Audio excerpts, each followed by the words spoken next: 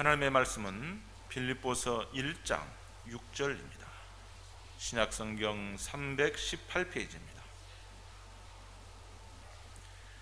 하나님의 말씀은 빌립보서 1장 6절입니다. 신약성경 318페이지입니다. 봉독하겠습니다. 너희 속에 착한 일을 시작하신 이가 그리스도 예수의 날까지 이루실 줄을 우리가 확신하노라. 아멘. 그리스도인의 확신이라는 제목으로 은혜를 나누겠습니다. 함께 따라서 해봅시다. 그리스도인의 확신. 전 세계적인 코로나 팬데믹으로 인해 온 인류가 이제껏 경험해 보지 못한 불편하고 불안한 삶을 살아갑니다. 그 누구도 이런 전염병 사태를 겪을 것이라고는 상상도 못했을 것입니다. 그러나 살다 보면 이런 일도 저런 일도 겪기 마련입니다. 지혜자 솔로몬은 말하기를 형통한 날에는 기뻐하고 공고한 날에는 생각하라. 하나님이 이 두 가지를 병행하게 하사 사람으로 그 장래일을 능히 헤아려 알지 못하게 하셨느니라고 했습니다. 솔로몬같이 탁월한 지혜를 가진 사람도 장래일을 알지 못했습니다. 그러나 그리스도인들은 미래에 대해서 걱정할 것이 없습니다. 왜냐하면 전능하신 하나님께서 목자가 양떼를 푸른 초장 쉴만한 물가로 인도하듯이 우리의 인생길을 이끌어 가시기 때문이죠. 때로는 사망의 음침한 골짜기 같이 어려운 시기를 만날 때도 있지만 그런 때에도 하나님께서 우리와 함께 하시며 악한 자들로부터 지켜주심으로 두려워할 것이 없는 것입니다. 무엇보다도 우리가 그리스도인으로서 관심을 가져야 할 것은 생애의 마지막 순간까지 믿음을 지켜서 주님 앞에서 생명의 면류관을 받아 쓰는 것입니다. 오늘 하루를 잘 사는 것도 중요하지만 더욱 중요한 것은 우리 각자가 생애를 아름답고 은혜롭게 마무리하는 것입니다. 그러면 한치 앞을 알 수 없는 우리가 어떻게 이 일을 이룰 수 있을까요? 오늘 본문인 빌립보서 1장 6절이 그 답을 말씀해 줍니다. 다 같이 한 목소리로 봉독하십시다. 너희 속에 착한 일을 시작하신 이가 그리스도 예수의 날까지 이루실 줄을 우리가 확신하노라. 아멘. 이 구절을 쉽게 표현하면 이렇게 말할 수 있습니다. 너희 속에 착한 일을 시작하신 이 곧 하나님 아버지께서 그리스도 예수의 날, 곧 주님께서 강림하시는 날까지 너희의 구원을 이루실 줄을 우리가 확신하노라. 사도 바울은 하나님 아버지께서 성도들의 구원을 끝까지 이루어 주실 것을 기대하는 정도가 아니라 확신한다, 자신 있게 말할 수 있다고 했습니다. 그러므로 우리는 사도와 같이 확신을 갖고 담대하게 신앙의 경주를 해나가야 하겠습니다.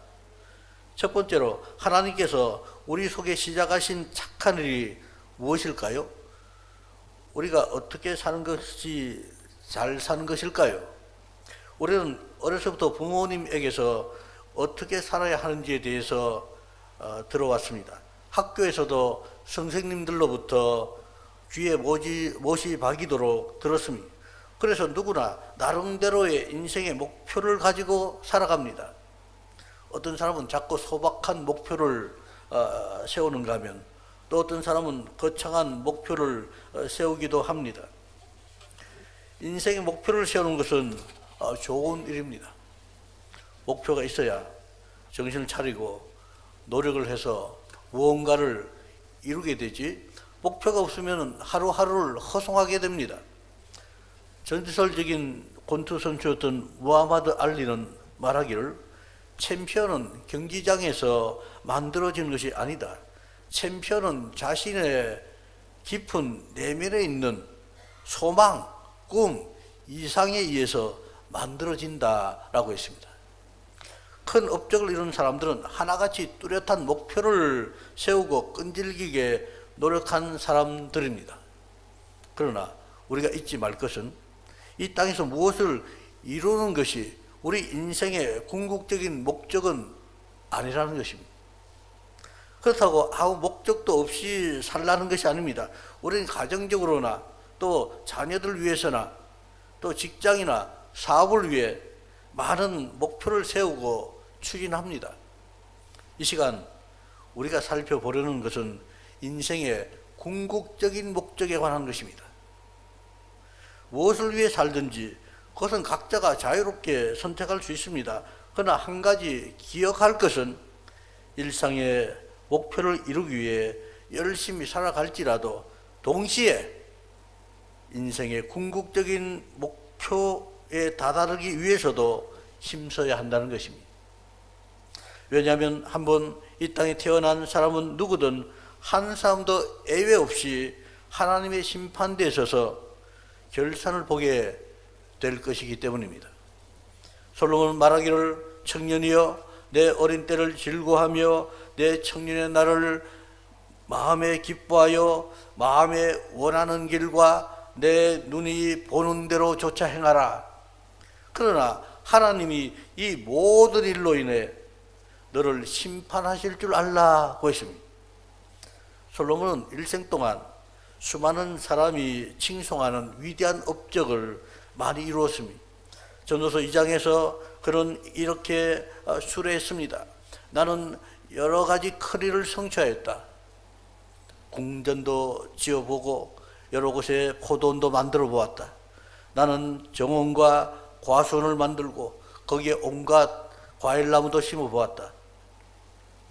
나무들이 자라는 숲에 물을 대려고 여러 곳에 저수지도 만들어 보았다. 남녀 종들을 사들이기도 하고 집에서 시종들을 태어나기도 하였다. 나는 또한 지금까지 예루살렘에 살던 그 어느 누구도 일찍이 그렇게 가져본 적이 없을 만큼 많은 소와 양 같은 가축들을 가져보았다.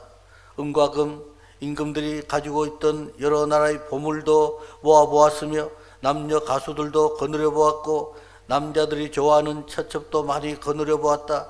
드디어 나는 일찍이 예루살렘에 살던 어느 누구보다도 더 큰 세력을 가진 사람이 되었다. 지혜가 늘 내 곁에서 나를 깨우쳐 주었다. 원하던 것을 나는 다 얻었다. 누리고 싶은 낙은 무엇이든 상가지 않았다. 나는 하는 일마다 다 자랑스러웠다. 이것은 내가 수고하여 얻은 나의 몫인 셈이었다. 그러나 내 손으로 성취한 모든 일과 이루려고 애쓴 나의 수고를 돌이켜보니 참으로 세상 모든 것이 헛되고 바람을 잡으려는 것과 같고 아무런 보람도 없는 것이었다. 솔로몬은 일평생 열심히 많은 일을 이루었으나 노년이 되어 되돌아보니 자기가 한 일생의 노력과 업적이 실은 바람을 잡으려는 것처럼 헛되고 아무 의미도 없다는 것을 깨달았습니다. 우리는 솔로몬의 고백을 통해 인생의 목적은 크든 작든 무슨 업적을 남기는 것이 아니라는 사실을 발견합니다. 세상을 깜짝 놀라게 할 만큼 큰 일을 이루었다 할지라도 그것이 인생의 목적이 될 수는 없다는 것입니다. 그러면 그리스도인들이 추구해야 할 인생의 목적이 무엇일까요? 오늘 본문이 그 답을 말씀해 줍니다. 그리스도인이 가진 인생의 궁극적인 목적은 하나님께서 우리 속에 시작하신 착한 일, 곧 구원을 이루는 것입니다.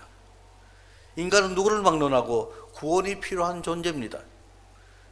만일 구원을 받지 못한다면 이 세상에서 아무리 큰 업적을 이룰지라도 실패한 인생에 불과합니다.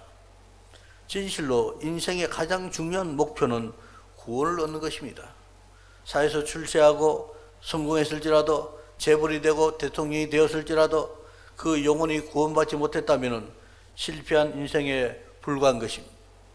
예수님께서 말씀하기를 사람이 만일 온 천을 얻고도 제 목숨을 잃으면 무엇이 유익하리요? 사람이 무엇을 주고 제 목숨을 바꾸겠느냐고 하셨습니다. 여기서 주님께서 말씀하신 목숨이란 육신의 유한한 생명이 아니라 영원한 생명을 의미하는 것입니다.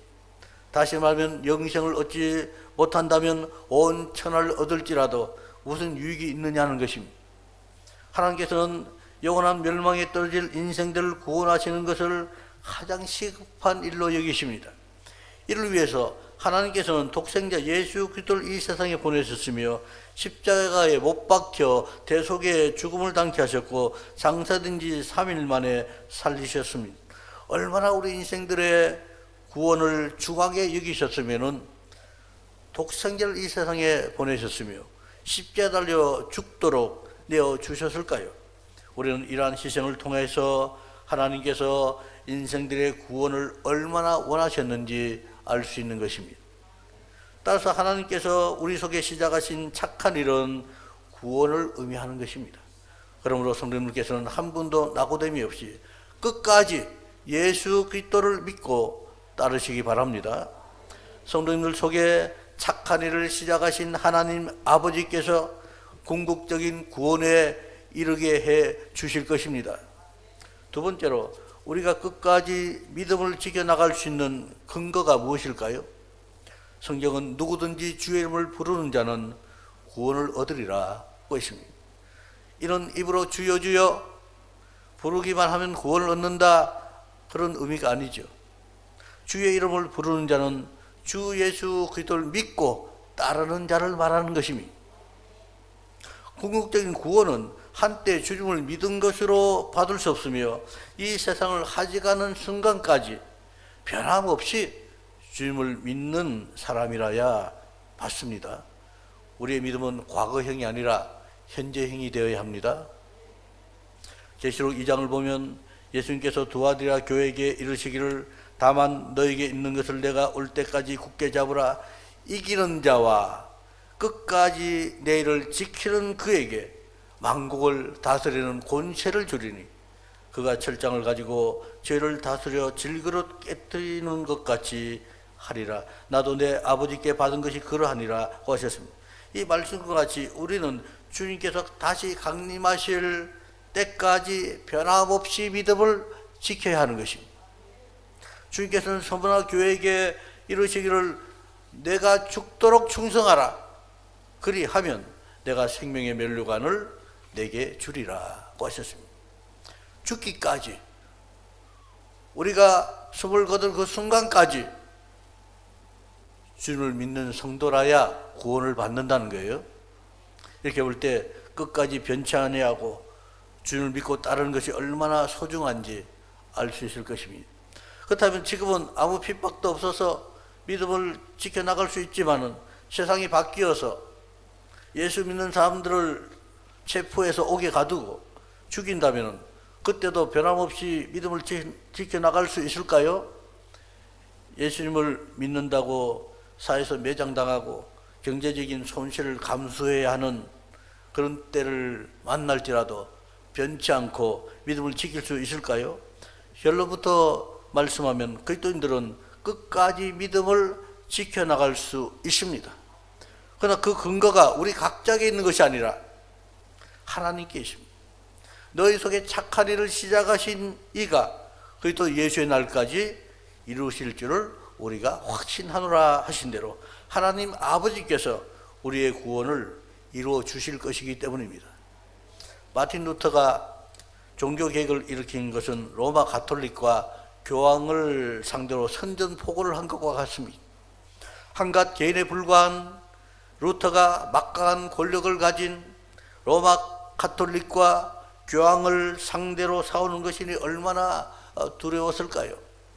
그러나 마틴 루터는 끝까지 싸워 승리했습니다. 그 비결이 무엇이었을까요? 루터가 본디 용맹했기 때문일까요? 그렇지 않습니다.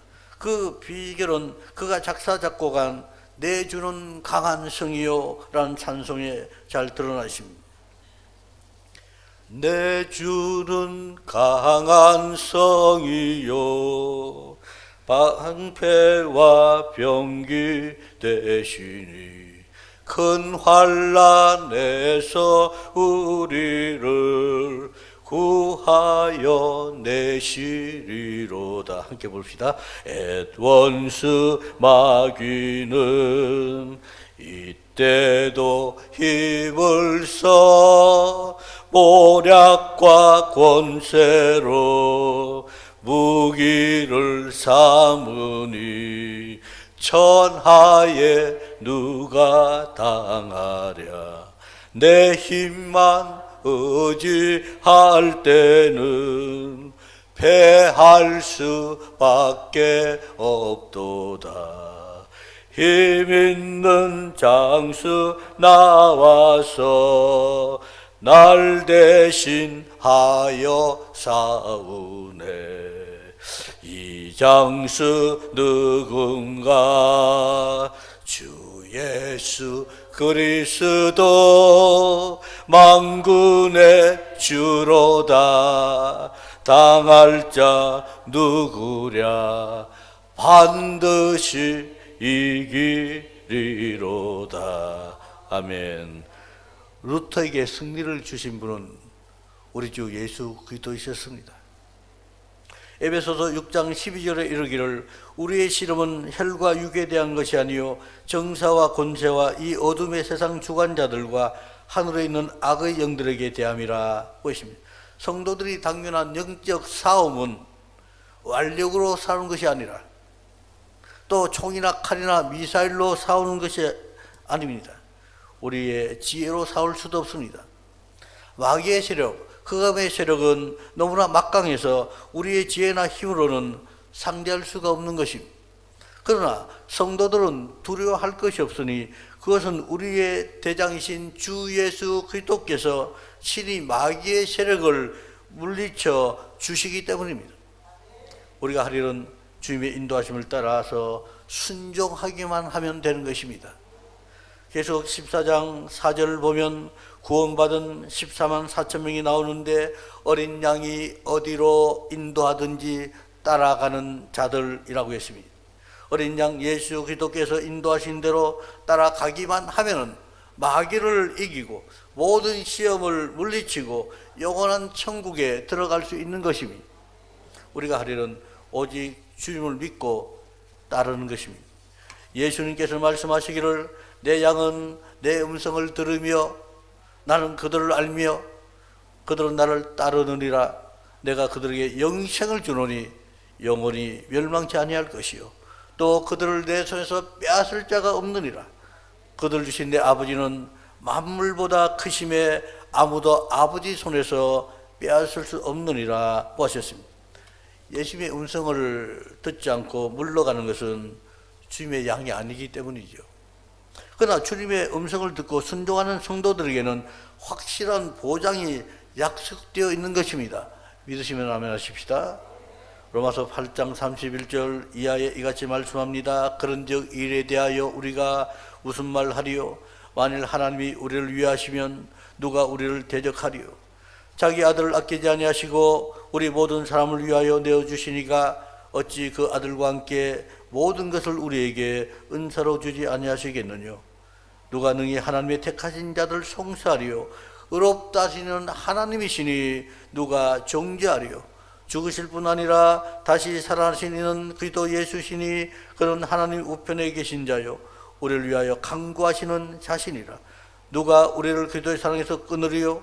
환난이나 공고나 핍박이나 기근이나 적신이나 위험이나 칼이라. 기록된 바 우리가 종일 주를 위하여 죽임을 당케 되며 도살할 양같이 여김을 받았나이다 함과 같으니라. 그러나 이 모든 일에 우리를 사랑하시므로 말미암아 우리가 넉넉히 이기느니라. 내가 확신하노니 사망이나 생명이나 천사들이나 권세자들이나 현재일이나 장래일이나 능력이나 높음이나 깊음이나 다른 아무 피조물이라도 우리 주 그리스도 예수 안에 있는 하나님의 사랑에서 끊을 수 없으리라. 할렐루야.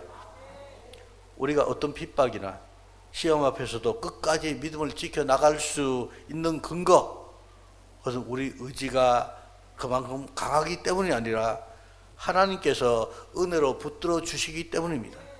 로마서 11장 29절에 이르기를 하나님의 은사와 부르심에는 후회하심이 없느니라 그랬습니다. 때로 우리는 스스로 보기에도 한심하게 생각될 때가 있어요. 작은 시련 앞에서도 패배할 때가 있으니 이처럼 한심한데 하나님께서 보실 때는 어떠할까요? 그러나 걱정할 것이 없으니 그것은 하나님께서는 우리 한 사람 한 사람을 부르셔서 자녀로 삼으신 것을 결코 후회하지 않으시기 때문입니다. 그 이유는 독생자의 보혈로 값주고 우리를 사셔서 자기 자녀로 삼으셨기 때문입니다. 그러므로 성령께서는 언제든지 구원에 대한 하나님의 보장을 믿으시고 어떤 형편에 처하든지 굳세게 믿음의 경주를 달려나가시기 바랍니다. 세 번째로 성도들은 그리스도 예수의 날을 소망하며 살아야 합니다. 사도 바울은 말씀하기를 너희 속에 착한 일을 시작하신 이가 그리스도 예수의 날까지 이루실 줄을 우리가 확신하노라 보십니다. 성도들의 영적 싸움은 영원히 지속되는 것이 아니라 반드시 끝이 있습니다. 그 날이 언제일까요? 그리스도 예수의 날, 곧 주님께서 영광 중에 이 땅에 다시 오시는 날이 성도들의 영적 싸움이 끝나는 날입니다. 세상 사람들은 인류 역사가 무한정 지속될 줄 압니다. 그러나 성경은 인류의 역사가 시작이 있었듯이 마지막이 있다 말씀합니다. 이 지구와 하늘조차도 영원히 존재하는 것이 아니라 불타 없어질 것입니다. 베드로후서 3장에 이같이 말씀합니다. 주의 약속은 어떤 이에 더디다고 생각하는 것 같이 더딘 것이 아니라 오직 너희를 대하여 오래 참으사 아무도 멸망치 않고 다 회개하게 이르기를 원하시느니라. 그러나 주의 날이 도적같이 오리니 그 날에는 하늘이 큰 소리로 떠나가고 체질이 뜨거운 불에 풀어지고 땅과 그 중에 있는 모든 일이 드러나리로다. 이 모든 것이 이렇게 풀어지리니 너희가 어떠한 사람이 되어야 마땅하뇨. 거룩한 행실과 경건함으로 하나님의 날이 임하기를 바라보고 간절히 사모하라. 그날에 하늘이 불에 타서 풀어지고 체질이 뜨거운 불에 녹아지려니와 우리는 그의 약속대로 의에 거하는 바 새하늘과 새 땅을 바라보도다. 여기 언급한 주의 날은 주님께서 재림하신 날을 말하고 체질은 지구를 가리킵니다. 그날에 하늘이 불에 타서 풀어지고 땅이 뜨거운 불에 녹아져 버릴 것이다 라고 했어요. 그런가 하면 예수님께서 친히 강림에 대하여 말씀하셨습니다. 공에서 신문 받으시는 자리에서 대제사장이 예수님께 묻기를 내가 너로 살아계신 하나님께 맹세하게 하노니 내가 하나님의 아들 그리스도인지 우리에게 말하라 고 했을 때 예수님께서 대답하시기를 네가 말하였느니라. 그러나 내가 너에게 이르노니 이후에 인자가 권능의 우편에 앉은 것과 하늘 구름을 타고 오는 것을 너희가 보리라 하셨습니다. 이 외에도 성경을 살펴보면 주님의 강림에 대한 약속을 많이 찾아볼 수가 있습니다. 오늘날 세계 곳곳에서 기근과 지진, 화산 폭발, 쓰나미와 같은 재앙이 일어나는 것을 보면서 우연이다 생각하면 안 됩니다. 국가 간의 전쟁이 빈발하고 민족 분규가 속출하는 것을 보면서 국가 간의 갈등, 민족 간의 반목 때문이다 라고만 생각하면 안 됩니다. 코로나 팬데믹 사태를 보면서 우연히 바이러스가 생겨나서 퍼져나간 것이라고 보아서는 안 됩니다. 세상에 우연은 없으며 다 이유가 있습니다. 그리스도인들은 이 모든 재앙이 마지막 때를 알리는 징조라는 사실을 알아야 하는 것입니다. 사람들이 하나님을 경외하지 않고 단지 먹고 마시고 사고 팔고 시집가고 장가드는 일에만 몰두하는 것 역시 이 시대가 마지막 때인 것을 보여주는 것입니다. 이단들이 우주순처럼 생겨나서 믿는 자들을 미혹하는 것 역시 주님께서 말씀하신 대로 말세의 징조 가운데 포함되어 있습니다. 디모데 후서 3장은 말세 사람들의 형편을 이렇게 진술합니다. 내가 이것을 알라. 말세에 고통하는 때가 이르리니 사람들은 자기를 사랑하며 돈을 사랑하며 자긍하며 교만하며 회방하며 부모를 거역하며 감사치 아니하며 거룩하지 아니하며 무정하며 원통함을 풀지 아니하며 참수하며 절제하지 못하며 사나우며 선한 것을 좋아 아니하며 배반하여 팔며 조급하며 자고하며 쾌락을 사랑하기를 하나님이 사랑한 것보다 더하며 경건의 모양은 있으나 경건의 능력은 부인하는 자니 이 같은 자들에게서 내가 돌아서라. 사도가 2000년 전에 어떻게 말세 사람들의 악덕을 이처럼 소상하게 진술할 수 있었는지 놀랍지 않습니까? 특히 자기를 사랑하고 돈을 사랑하고 쾌락을 사랑하는 것은 이 시대 사람들의 가장 도드라진 특징인 것입니다. 이로써 우리는 지금 이 시대가 다름 아닌 말세에 고통하는 때라는 사실을 알 수 있습니다. 이로써 우리는 지금이야말로 주님의 강림이 심히 가까운 때인 것을 실감하는 것입니다. 주 예수 그리스도께서는 강림하시되 아무도 모르게 몰래 오신 것이 아니라 지구상에 사는 모든 사람이 다 알 수 있도록 오십니다. 그때 사람이 너에게 말하되 보라 그리스도가 여기 있다 혹 저기 있다 할지라도 믿지 말라. 거짓 그리스도들과 거짓 선지자들이 일어나 큰 표적과 기사를 보이어 할 수만 있으면 택하신 자들도 미혹하게 하리라. 보라 내가 너에게 미리 말하였노라. 그러면 사람들이 너에게 말하되 보라 그리스도가 광야에 있다 해도 나가지 말고 보라 골방에 있다 해도 믿지 말라. 번개가 동편에서 나서 서편까지 번쩍인 같이 인자 임함도 그러하리라고 하셨습니다. 그런가 하면 데살로니가전서 4장 16절에 이르기를 주께서 호령과 천상의 소리와 하며 나팔로 치니 하늘로 쫓아 강림하시리니 라고 했습니다. 주의 강림은 이 세상의 종말을 의미합니다. 주님께서 강림하실 때 이 세상 나라들을 심판하실 것입니다. 하나님을 믿지 않고 대적하던 자들도 다 심판을 받을 것입니다. 세상 사람들은 다 당을 치며 절망하며 애곡할 것입니다. 그러나 구원받은 성도들은 기쁨으로 구름을 타고 오시는 주님을 영접하게 될 것입니다. 그날에 주님 무덤에서 잠자던 성도들이 일어나서 부활의 몸을 입게 될 것이며 살아있는 성도들은 호련히 신령한 몸으로 변화되어 공중에서 주님을 영접할 것입니다. 주 예수 그리스도께서 강림하신 그날은 성도님들의 구원이 완성되는 날입니다. 사랑하는 성도님들, 우리의 구원은 애매모호한 것이 아니라 너희 속에 착한 일을 시작하시니가 그리스도 예수의 날까지 이루실 줄을 우리가 확신하노라 하신 말씀처럼 확실한 것입니다. 믿으십니까 여러분? 우리는 비록 실수가 많고 부족할지라도 하나님께서는 약속하신 대로 우리가 인생 여정을 끝마칠 때까지 떠나지 아니하시고 함께 하시면서 우리의 구원을 끝까지 이루어 주실 것입니다. 그러므로 구원의 확신 가운데 서서 주님께서 강림하시는 그날까지 믿음을 지켜서 기쁨으로 영광의 주님을 맞이하는 성도님들 되시기를 예수 그리스도로 축원합니다.